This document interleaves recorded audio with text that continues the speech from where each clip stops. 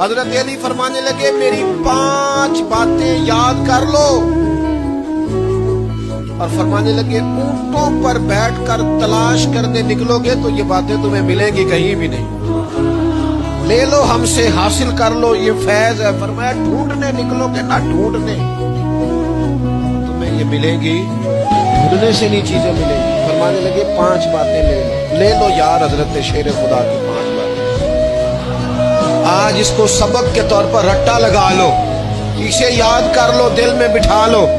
شیر خدا کی 5 باتیں، علم و حکمت کا نچوڑ، نبی پاک صلی اللہ تعالی علیہ وسلم سے لیا ہوا فیض، وہ حضور کی امت کو بانٹتے ہیں، اپنے سے محبت کرنے والوں کو عطا کرتے ہیں۔ حضرت مولا علی شیر خدا فرمانے لگے 5 باتیں لے لو، تم پر بیٹھ کے نکلو گے تو تھک جاؤ گے، لیکن یہ باتیں تمہیں کہیں نہ ملیں گی۔ حضرت علی باتیں بیان کرتے ہیں، فرماتے ہیں پہلی بات یہ یاد رکھنا، بندے کو امید صرف اپنے رب سے رکھنی چاہیے۔ جیت جاؤ گے دوستو دنیا میں اگر یہ بات آ گئی، بچ جاؤ گے، دل ٹھنڈا رہے گا، بے قراریاں، بے چینیاں، پریشانیاں جان چھوڑ جائیں گی، امید صرف اپنے رب سے رکھو۔ حضرت مولا علی شیر خدا رضی اللہ تعالیٰ عنہ دوسری بات بیان کرتے ہیں، فرماتے ہیں اپنے گناہوں سے ڈرا کرو۔ تم غریب ہونے سے ڈرتے ہو، تم تنگ دستی سے ڈرتے ہو، تم لوگوں کی دشمنی سے ڈرتے ہو، اپنے گناہوں سے ڈرو، کہیں ایسا نہ ہو کہ تمہاری نافرمانیاں رب کی ناراضگی کا سبب بنے، اپنے گناہوں سے ڈرو۔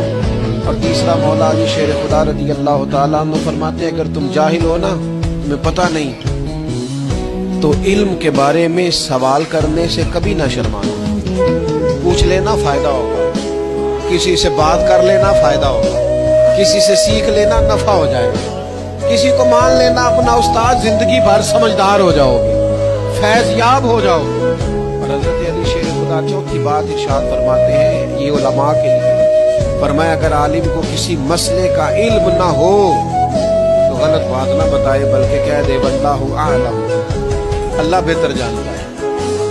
یہ بات یاد رکھیں، جس بات کا پتہ نہ ہو، جس کی خبر نہ ہو، جس پر عبور نہ ہو، اس بات کو آگے بیان نہ کیا جائے، اور کبھی بھی غلط بات نہ بتائی جائے۔ یہ حضرت علی شیر خدا ہمیں سبق دیتے ہیں۔ اور 5ویں بات حضرت علی شیر خدا ارشاد فرماتے ہیں یاد رکھنا، ایمان میں صبر کی وہی حیثیت ہے جو جسم میں سر کی حیثیت۔